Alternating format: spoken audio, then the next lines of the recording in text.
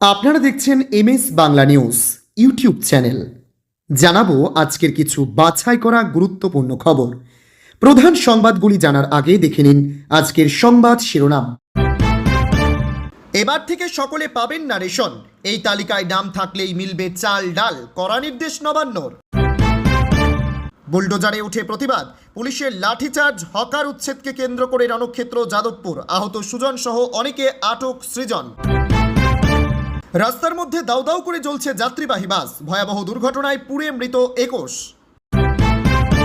কোনো শর্টকাট নেই, ফের ধাক্কা সুজিত বসুর আবেদনে সাড়া দিল হাইকোর্ট। গ্রেপ্তারির মুখে অভিষেক, দিলীপ ঘোষের বিস্ফোরক মন্তব্যে তীব্র রাজনৈতিক আলোড়ন এবেলা।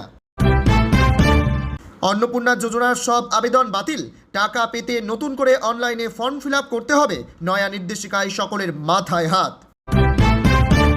খারিজি মাদ্রাসার ওপর কড়া নজরদারির নির্দেশ অগ্নিমিত্রার, উত্তরবঙ্গে ভিড় হওয়া মন্দিরের তালিকা চাইলেন রাজ্যের মন্ত্রী। কন্যা সন্তানকে 50,000 টাকা দেবে রাজ্য, জন্ম থেকে মিলবে আর্থিক সহায়তা, কিভাবে আবেদন করবেন? মমতাকে পাশে রেখেই বাংলার তৃণমূলের নিচুতলা ভাঙতে কোমর বাঁধছে কংগ্রেস। বজ্রবিদ্যুৎ সহ বৃষ্টি চলবে দক্ষিণবঙ্গ জুড়ে, কলকাতায় কত বেগে ঝড় আর কোন জেলায় কি পূর্বাভাস? প্রিয় দর্শক, এতক্ষণ শুনছিলেন সংবাদ শিরোনাম। এবার আসছি বিস্তারিত খবরে। ভিডিওটি ভালো লাগলে লাইক করুন এবং আমাদের ইউটিউব চ্যানেলটি সাবস্ক্রাইব করে আমাদের সঙ্গে থাকুন। এবার থেকে সকলে পাবে না রেশন, এই তালিকায় নাম থাকলেই মিলবে চাল ডাল, কড়া নির্দেশ নবান্নর। নবান্ন রেশন ব্যবস্থায় স্বচ্ছতা নিশ্চিত করতে নতুন নির্দেশিকা জারি করেছে। নির্দেশিকা অনুযায়ী উপভোক্তার নাম ভোটার তালিকায় থাকলেই রেশন কার্ড বৈধ বলে গণ্য হবে। এবার রাজ্য সরকার রেশন নিয়ে যথেষ্ট কড়া পদক্ষেপ নিয়েছে। নতুন নির্দেশিকা অনুযায়ী এবার থেকে সকলেই রেশন পাবেন এমনটা নয়। অন্নপূর্ণা ভাণ্ডার সহ বাকি জনমুখী প্রকল্পগুলিতে যে ধরনের কড়াকড়ি করা হয়েছে, রেশন ব্যবস্থাতেও সেই রকমই কড়াকড়ি করা হচ্ছে। পশ্চিমবঙ্গ সরকারের খাদ্য ও সরবরাহ দপ্তর সম্প্রতি রেশন নিয়ে একটি নির্দেশিকা জারি করেছে। সেখানে রেশন কার্ড উপভোক্তাদের তালিকায় বড়সড় ছাঁটাই অভিযানের সিদ্ধান্ত নিয়েছে। অর্থাৎ আগামী দিনে সকলেই রেশন পাবেন এমনটা নয়। খসড়া তালিকা প্রকাশের পর দ্বিতীয় তালিকায় যাদের নাম বাদ দেওয়া হয়েছে তাদেরও রেশন কার্ড বাতিল করা হতে পারে। তালিকায় নাম বাদ পড়লেই যে রেশন বন্ধ হবে তেমনটা নয়। নির্দেশিকায় মানবিক আর আইনি ছাড়ের কথা বলা হয়েছে। যে সমস্ত মানুষ সিএএ বা নাগরিকত্ব সংশোধন আইনের মাধ্যমে আবেদন করেছেন তাদের কার্ড এখনই বাতিল করা যাবে না। আবেদনের চূড়ান্ত নিষ্পত্তির পরেই তাদের রেশন কার্ড নিয়ে সিদ্ধান্ত নেওয়া হবে। রেশন কার্ড নিয়ে যাবতীয় যাচাইয়ের দায়িত্ব রয়েছে এরিয়া ইন্সপেক্টরদের ওপর। তাদের সহযোগিতা করবে নির্বাচনী আধিকারিকদের অফিস। বুলডোজারে উঠে প্রতিবাদ, পুলিশের লাঠিচার্জ, হকার উচ্ছেদকে কেন্দ্র করে রণক্ষেত্র যাদবপুর, আহত 2জন সহ অনেকে আটক সৃজন। যাদবপুর স্টেশনে হকার উচ্ছেদকে কেন্দ্র করে রণক্ষেত্র যাদবপুর। রবিবার সন্ধ্যে থেকেই উচ্ছেদ অভিযান শুরু করা হয়। বুলডোজার দিয়ে ভেঙে ফেলা হয় একের পর এক বেআইনি দোকান। খবর পেয়ে সেখানে পৌঁছান সিপিএম ও কংগ্রেস নেতারা। উচ্ছেদ অভিযানের প্রতিবাদ করেন সুজন। কখনো বুলডোজারের সামনে শুয়ে পড়ে, কখনো আবার বুলডোজারের ওপর উঠে প্রতিবাদ দেখান তারা। সময়ের সঙ্গে সঙ্গে পরিস্থিতি আরও উত্তপ্ত হয়ে ওঠে। পুলিশের বিরুদ্ধে লাঠিচার্জের অভিযোগ ওঠে। আহত হন সুজন চক্রবর্তী সহ বেশ কয়েকজন। আটক করা হয় সৃজন চক্রবর্তীকে। ঘটনাস্থলে ছিল পুলিশ ও কেন্দ্রীয় বাহিনী। কিছুক্ষণের মধ্যেই উচ্ছেদ অভিযান শুরু হয়। সন্ধে নাগাদই ঘটনাস্থলে পৌঁছান সৃজন ভট্টাচার্য, সুজন চক্রবর্তী, উষসী চক্রবর্তী, কংগ্রেস নেতা আশুতোষ চট্টোপাধ্যায়রা। উচ্ছেদ অভিযান আটকাতে বাম ও কংগ্রেস সংগঠনগুলি একযোগে প্রতিবাদ ও প্রতিরোধ করার চেষ্টা করে। উষসী চক্রবর্তী বলেন, অনেক আশা আকাঙ্ক্ষা নিয়ে সরকার বদল করেছেন। সরকারের সহানুভূতির সঙ্গে এটা বিচার করা উচিত। শহরবাসী হিসেবে আমিও চাই রাস্তাঘাট স্টেশন ঝকঝকে হোক, কিন্তু যে গরিব মানুষের রুটি রুজি এখানে যুক্ত তাদের আগে পুনর্বাসন করা হোক। রাস্তার মধ্যে দাউ দাউ করে জ্বলছে যাত্রীবাহী বাস, ভয়াবহ দুর্ঘটনায় পুড়ে মৃত 21। ভয়াবহ বাস দুর্ঘটনায় মৃত্যু হলো প্রায় 21 জন যাত্রীর, আহত হয়েছেন আরও 19 জন। ঘটনাকে কেন্দ্র করে এলাকা জুড়ে তৈরি হয়েছে আতঙ্কের পরিবেশ। ইরাকের দক্ষিণাঞ্চলীয় নাসিনিয়া শহরের কাছে একটি দ্রুতগামী যাত্রীবাহী বাস নিয়ন্ত্রণ হারিয়ে উল্টে গেলে ভয়াবহ এই দুর্ঘটনা ঘটে। বাস উল্টে যাওয়ার পরেই তাতে আগুন লেগে যায়। স্বাস্থ্য কর্মকর্তারা জানিয়েছেন, হাসপাতালে চিকিৎসাধীন আহত 19 জনের মধ্যে অধিকাংশেরই অবস্থা অত্যন্ত আশঙ্কাজনক। তাদের শরীরের বিভিন্ন অংশ মারাত্মকভাবে আগুনে পুড়ে গিয়েছে, মৃতের সংখ্যা আরও বাড়তে পারে। পুলিশ জানিয়েছে, বাসের চালক কিভাবে নিয়ন্ত্রণ হারালেন তা জানতে পুরো ঘটনাটির তদন্ত চলছে। কোনো শর্টকাট নেই, ফের ধাক্কা সুজিত বসুর, আবেদনে সাড়া দিল না হাইকোর্ট। ভোট ময়দানে হারের পর এবার আইনি লড়াইয়েও বড় ধাক্কা খেলেন রাজ্যের প্রাক্তন মন্ত্রী তথা তৃণমূলের দাপুটে নেতা সুজিত বসু। পুরসভা নিয়োগ দুর্নীতি মামলায় ধৃত এই নেতার এফআইআর বাতিলের মামলা এবং দ্রুত শুনানির আবেদনে সাড়া দিল না কলকাতা হাইকোর্ট। মে মাসেই পুরনিয়োগ দুর্নীতি মামলায় ইডির হাতে গ্রেপ্তার হন সুজিত বসু। গ্রেপ্তারির পরেই নিজের গ্রেপ্তারির বৈধতাকে চ্যালেঞ্জ করে এবং ইডির এফআইআর বাতিলের দাবিতে হাইকোর্টের দ্বারস্থ হন তিনি। কিন্তু বিচারপতি শম্পা দত্ত পালের বেঞ্চ তাকে কোনো অন্তর্বর্তী রেহাই দেয়নি। আদালত স্পষ্ট জানিয়ে দেয়, মামলাটির শুনানি হবে নিয়মিত বেঞ্চে। একই সঙ্গে গ্রেপ্তারি সংক্রান্ত সমস্ত তথ্য বিস্তারিতভাবে ইডিকে আদালতে জমা দেওয়ার নির্দেশ দেওয়া হয়। আদালতে ইডির আইনজীবী আরও একটি চাঞ্চল্যকর তথ্য সামনে আনেন। তিনি জানান, সুজিত ঘনিষ্ঠ হিসেবে পরিচিত দক্ষিণ দমদম পুরসভার উপপুরপ্রধান নিতাই দত্তকে জিজ্ঞাসাবাদের জন্য সমন পাঠানো হয়েছিল। তিনি প্রথমে জানিয়েছিলেন যে হায়দ্রাবাদে তার চিকিৎসা চলছে এবং এই মাসেই হাজিরা দেবেন, কিন্তু এখনও পর্যন্ত তিনি আসেননি। ইডির দাবি, কারও প্রভাবে প্রভাবিত হয়েই নিতাই দত্ত বারবার হাজিরা এড়াচ্ছেন।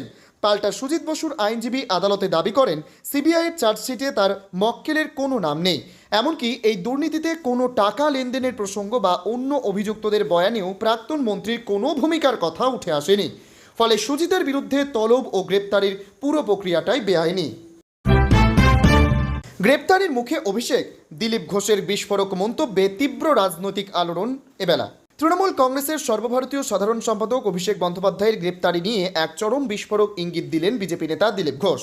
তার দাবি, আইনি জটিলতা তৈরি করে বাঁচার চেষ্টা করলেও এবার যে কোনো মুহূর্তে কেন্দ্রীয় তদন্তকারী সংস্থার হাতে গ্রেপ্তার হতে পারেন অভিষেক। দিলীপ ঘোষ স্পষ্ট ভাষায় মনে করিয়ে দিয়েছেন যে অতীতে অনুব্রত মণ্ডল বা পার্থ চট্টোপাধ্যায়ের মতো প্রভাবশালী নেতারাও অসুস্থতার অজুহাত দেখিয়ে পার পাওয়ার চেষ্টা করেছিলেন, কিন্তু শেষ পর্যন্ত কাউকেই রেহাই দেওয়া হয়নি। একইভাবে অভিষেক বন্দ্যোপাধ্যায়ের ক্ষেত্রেও আইনি ব্যবস্থার প্রক্রিয়া দ্রুত গতিতে এগোচ্ছে এবং তার পরিণতিও একই হতে চলেছে বলে বিজেপি নেতা দাবি করেন। রাজ্যের একাধিক দুর্নীতি মামলায় কেন্দ্রীয় সংস্থাগুলোর তদন্ত প্রক্রিয়া এখন চূড়ান্ত পর্যায়ে পৌঁছেছে।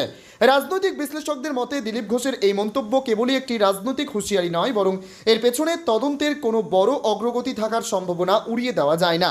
যদি সত্যিই অভিষেক বন্দ্যোপাধ্যায়ের বিরুদ্ধে কোনো কড়া আইনি পদক্ষেপ নেওয়া হয়, তবে তা লোকসভা নির্বাচনের আগে শাসক দল তৃণমূলের জন্য এক বিরাট ধাক্কা হবে এবং রাজ্যের আইন শৃঙ্খলা ও রাজনৈতিক সমীকরণে এক নজিরবিহীন উত্তাপ তৈরি করবে।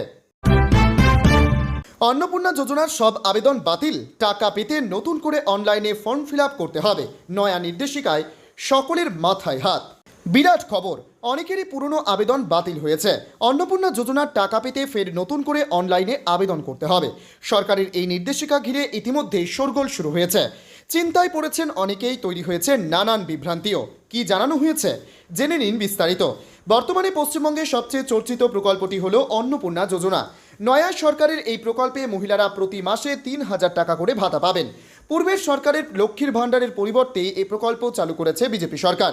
৩রা জুন থেকেই প্রায় ১ লক্ষ মহিলার অ্যাকাউন্টে এই টাকা ঢুকতে শুরু করেছে। কেউ অফলাইনে আবেদন করেছেন, কেউ অনলাইনে, কেউ অফলাইনে সেরেছেন এই আবেদন। এরপর আবেদনটি সরকারি পোর্টালে সফলভাবে আপলোড হওয়ার পর নিয়ম মাফিক ভেরিফিকেশন বা যাচাইকরণ করা হবে। এই প্রক্রিয়াসমূহ সম্পন্ন হওয়ার মাত্র সরকারের তরফ থেকে আপনার প্রাপ্য টাকা অ্যাকাউন্টে পাঠিয়ে দেওয়া হবে। অফলাইনে আবেদনের ক্ষেত্রে স্পষ্ট করে কিছু জানানো হয়নি। আপাতত অনলাইন এবং অফলাইনে দুভাবেই আবেদন করা যাচ্ছে। খারিজি মাদ্রাসার ওপর কড়া নজরদারির নির্দেশ অগ্নিমিত্রার। উত্তরবঙ্গে ভিড় হওয়া মন্দিরের তালিকা চাইলেন রাজ্যের মন্ত্রী। খারিজি মাদ্রাসা অর্থাৎ যে মাদ্রাসাগুলো সরকারি অনুমোদনহীন এবং অনুমোদনহীন স্বতন্ত্র ইসলামী শিক্ষা প্রতিষ্ঠান, সেগুলির ওপর কড়া নজরদারির পাশাপাশি তদন্তের জন্য পুলিশকে নির্দেশ দিয়েছে রাজ্য সরকার। বৈধ মাদ্রাসাগুলির ক্ষেত্রে শিক্ষার মান এবং পরিবেশ বজায় রাখার জন্য মনিটরিং ব্যবস্থা জোরদার করা হবে। রবিবার উত্তরকন্যা থেকে এমনই ঘোষণা করলেন মন্ত্রী অগ্নিমিত্রা পাল। পাশাপাশি তিনি জানিয়েছেন, উত্তরবঙ্গের যে মন্দিরগুলিতে ভক্তদের ভিড় বেশি হয়, আগামী 20 তারিখের মধ্যে তাদের তালিকা তৈরি করতে বলা হয়েছে প্রশাসনকে।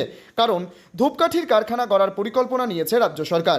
তিনি বলেন, 1 জুলাই থেকে রাস্তায় পার্কিং ব্যবস্থার পুরো প্রক্রিয়াটি অটোমেটেড মেশিনের অধীনে আনা হবে।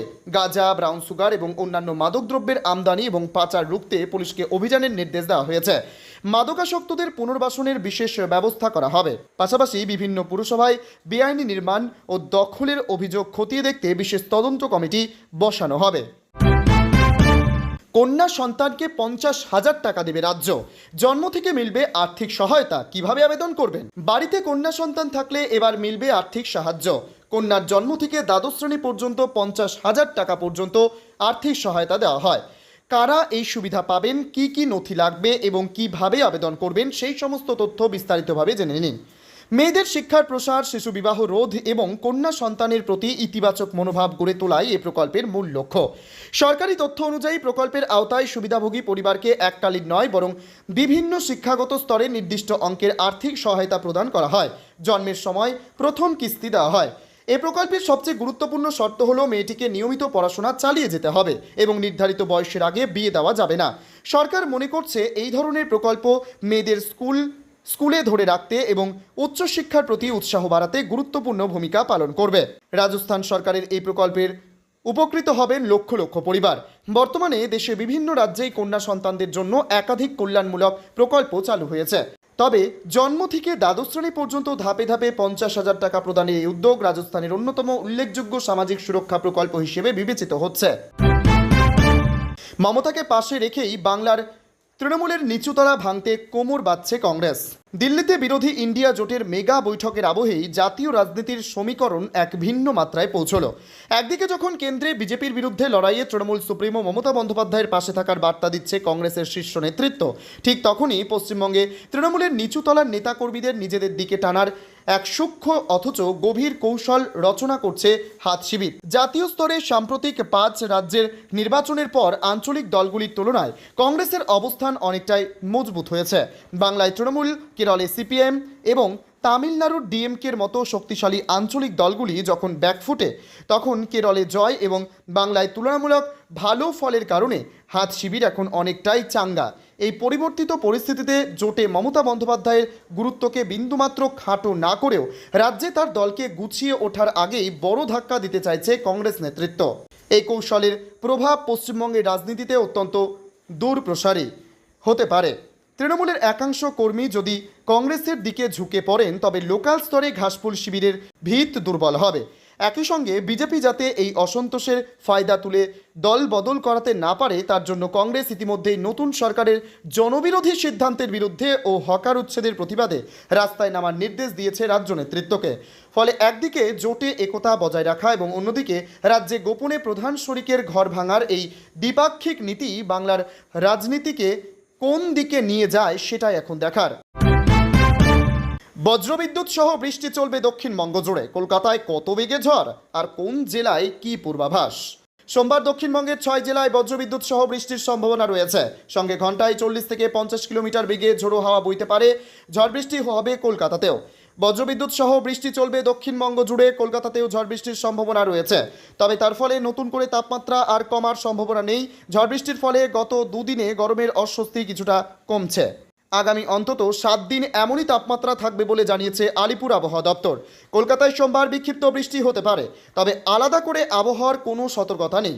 শহরে ফের ঝড় বৃষ্টির সতর্কতা জারি করা হয়েছে আগামী বুধবার এবং বৃহস্পতিবারের জন্য। ওই দুদিনই কলকাতায় বজ্রবিদ্যুৎ সহ বৃষ্টির সঙ্গে ঘন্টায় 40 থেকে 50 কিলোমিটার বেগে ঝোড়ো হাওয়া বইতে পারে।